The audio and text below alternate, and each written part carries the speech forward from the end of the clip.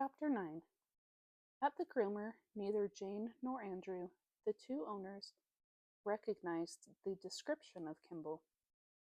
"We don't have many golden retrievers in for grooming," said Jane, who was busy clipping a black poodle. "We deliver pet food to one house where there's one. He's won lots of prizes, and he's fathered quite a few litters, but he's getting older now. I don't think he could be a father." "We'll ask his owners if she's ever seen a dog like Kimball at any of the shows," said Andrew. "I know she still goes to them, even though she doesn't enter her dog anymore.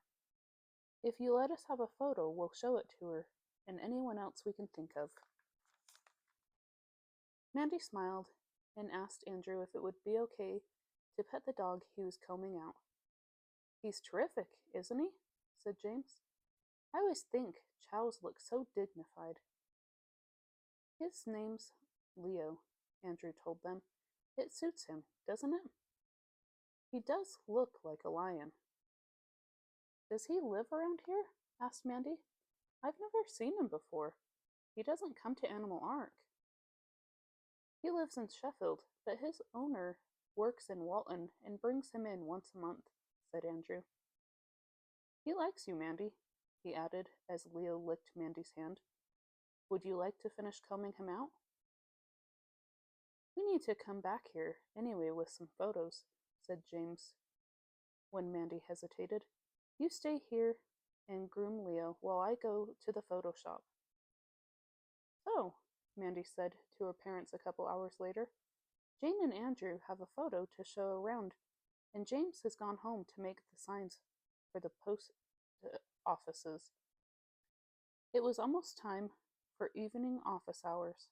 Dr. Adam and Dr. Emily were having a quick cup of coffee before it started, and Mandy was preparing a meal for Felix as she talked. "I'll call Mrs. Chambers later," she continued, "and ask her if anyone who uses the library van has a dog like Kimball. And if none of that works, well, I can't think of anything else at the moment." "The two of you certainly came up with some good ideas." Dr. Emily walked over to look at Kimball, who was lying quietly with her puppies. "Let's hope one of them produces a result. Kimball is really down in the dumps." Dr. Adam nodded. "See if you can persuade her to drink some milk after you've fed the pup, Mandy. If she doesn't start taking more fluids soon, we'll have to put her on an intravenous line to prevent dehydration." "If that happens, would we have to bottle feed Jake and Pippa, Dad?" Mandy asked. "We may have to anyway," Dr. Adam replied. "I've got a feeling the poor girl is on the verge of rejecting them completely." When her parents had gone through the clinic, Mandy sighed and looked sadly down at Kimball. Then she shook her head. "I can't let her see me that I'm worried," she thought. "I might make her worse." Mandy tried to keep calm and cheerful, but it was hard work. The tiniest pup hadn't taken much milk, and Kimball moved out of the box when the other two started suckling from her. "I bet you're thirsty, Kimball," Mandy said encouragingly. "Let's have some milk, okay?" Kimball was lapping half-heartedly at her milk when there was a knocking on the back door. Mandy hurried to open it, and Elise Knight dashed in with Jet in her arms and Maisie walking behind. "I came the back way because it's quicker," she gasped. "Jet swallowed one of my pearl earrings, Mandy. It was my fault. She knocked it off the dresser and started playing with it. When I picked it up, I tried to get it out of her mouth, but she swallowed it. I'm so scared it will get stuck somewhere inside her." "How big's the earring?" asked Mandy, taking the black cat from Elise. "I brought the other one." Elise gave it to Mandy. "Okay, I'll take her through to the clinic," said Mandy. "Don't worry, Elise. It's not a very big pearl." When Mandy returned to the kitchen, she smiled reassuringly at Elise. "Mom says not to worry. She'll give Jet some castor oil. She says leave her with us for tonight, though, and Mandy broke off with a gasp as she noticed what Maisie was doing. The Dalmatian was sitting close to the box, staring down intently, her head tilted to one side. She's looking at the puppies. Puppies? Elise asked. Whose? Kimball's. Mandy pointed to the golden retriever. Kimball was laying down by her bowl, her big head resting on her front paws as she gazed mournfully into space. I was so worried about Jet I didn't even see her, said Elise. What's wrong with her, Mandy? She looks so sad. Then added urgently, Maisie's got her head right in the puppy's box. Kimball won't like that. She might go for her. I don't think she will, said Mandy. She's too sad to bother. But I'll keep an eye on her while you get Daisy. Okay, Elise said. She took a couple steps forward, then paused. Maisie's licking the puppies, she said, glancing across at Mandy. Mandy nodded. Just take it nice and slow, she replied quietly. She knew Elise was trying to figure out the best way of moving the deaf dog without making her jump. But before Elise had time to move again, one of the puppies squeaked. Kimball was on her feet and at the box in a flash. The instinct to protect her litter suddenly strongly aroused in her. She barged into Maisie, pushing her away, and climbed into the box. Elise took hold of Maisie's collar, and Mandy froze and held her breath. Then she said, Kimball's licking them. All of them. Half laughing and half crying, she watched Kimball's pink tongue working its way over the pups' squirming bodies. Even tiny Felix was squirming a little. One of them was whimpering with pleasure, but Mandy couldn't tell which it was. She didn't dare get too near. Maisie's tail was wagging, and it brushed against Mandy's leg. Oh, Maisie! Mandy knelt down and held the Dalmatian's head in her hands. You're a good, good girl. You've made Kimball realize that she does love her puppies after all. Elise shook her head in bewilderment. Mandy grinned. Then she told her the whole story. So if you hadn't had to bring in Jet, Maisie wouldn't have seen the pups, and Kimball wouldn't be loving them like she is now. Mandy glanced again towards the box.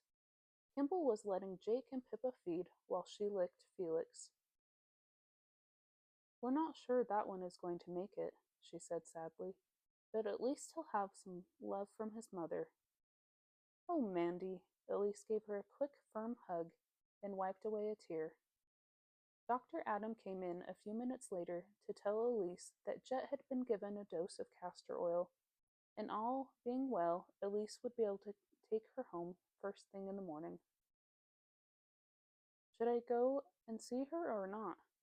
Elise asked him. I don't want to upset her. I would leave her, advised Dr. Adam. She's in a cage next to Yindy. They're talking away to each other. A fine pair they are, he said. A wool eater and a pearl eater. Yindy's test results are all okay, he added to Mandy. So I guess the wool eating is just a habit. Let's hope she doesn't give Jet any ideas then, chuckled Mandy. You look as happy as a clam, Mandy, he said, noticing Mandy's smile. Mandy nodded and told him what had happened. Maisie woofed with delight when Dr. Adam took her head in his hands to praise her. We'll send for you if Kimball loses interest in her pups again, he told her, his mouth close to one ear so she could feel the vibration of his voice, even though she couldn't hear it. Maybe she won't have time to lose interest again, said Elise. Maybe Mandy and James's efforts to find her owner will pay off quickly. Oh, I hope so, sighed Mandy. Once I've called the librarian and James and I have taken the signs to the post office, we won't be able to do anything but wait. Mandy was never good at waiting for things to happen. She liked to be doing something to help them happen. Elise and Maisie left, and Mandy glanced up at her father. I was about to feed Felix before all that happened. Should I try now, Dad, or leave him while Kimball's loving him? Being licked by Kimball could just stimulate him enough to give him the incentive to take some milk, he replied thoughtfully. But I doubt he's up to suckling yet. He crouched down and spoke softly to Kimball as he stroked Felix with one finger. Kimball didn't stop licking the pup, but she wagged her tail and didn't try to nudge Dr. Adams' finger away. I don't think Kimball would mind if you tried feeding him from the syringe while she's licking him, he said. So Mandy half filled the syringe and knelt down by the box. Is this okay, girl? She asked Kimball. Can I try to feed your pup? There. I'll put one hand under his front paws so I can hold his head up a bit with my thumb. That's right. You lick his stomach. Now I'm going to put this in his mouth. It's got milk in it. See? Kimball gave a small whine, then licked Mandy's hand before returning her attention to licking Felix's stomach. It's working, Dad, Mandy whispered after a while. I felt his throat move when he swallowed. That's it, Felix. Swallow again, and again. His tongue's moving now. He's getting the idea, Dad. He's taking quite a bit. And now he's wrinkling his nose. Whoops. Mandy chuckled as Felix sneezed. Kimball pushed Mandy's hand away with her paw, then sniffed anxiously around the pup's mouth and nose. He's all right, Kimball. I haven't hurt him, Mandy assured her. Kimball sniffed and licked for a while. Then she scooped Felix along with one paw and tucked him firmly against her stomach, next to Pippa and Jake. She's telling me that it's time for Felix to sleep, said Mandy. I'll give him some more in an hour or so. Kimball looks a bit happier now, doesn't she? But she's still got that sort of questioning look in her eyes, as if she's wondering what she's doing here. Dr. Adam nodded. I'm almost sure the pups are pedigree Goldens, he said, so that makes it likely that Kimball was abandoned for a reason other than her being pregnant. Oh, we've got to find out what that reason was, said Mandy. Oh, I still haven't called Mrs. Chambers. She glanced at the clock. I'll do that now. She should be home from her library rounds. Remember, Mandy, said Dr. Adam, if Kimball's owner is traced, it will be the start of another long haul. At least we'd have something to start on, said Mandy. Okay, I know, she added, catching her dad's warning glance. It'll be up to the SPCA, but you never know. They might need a bit of help.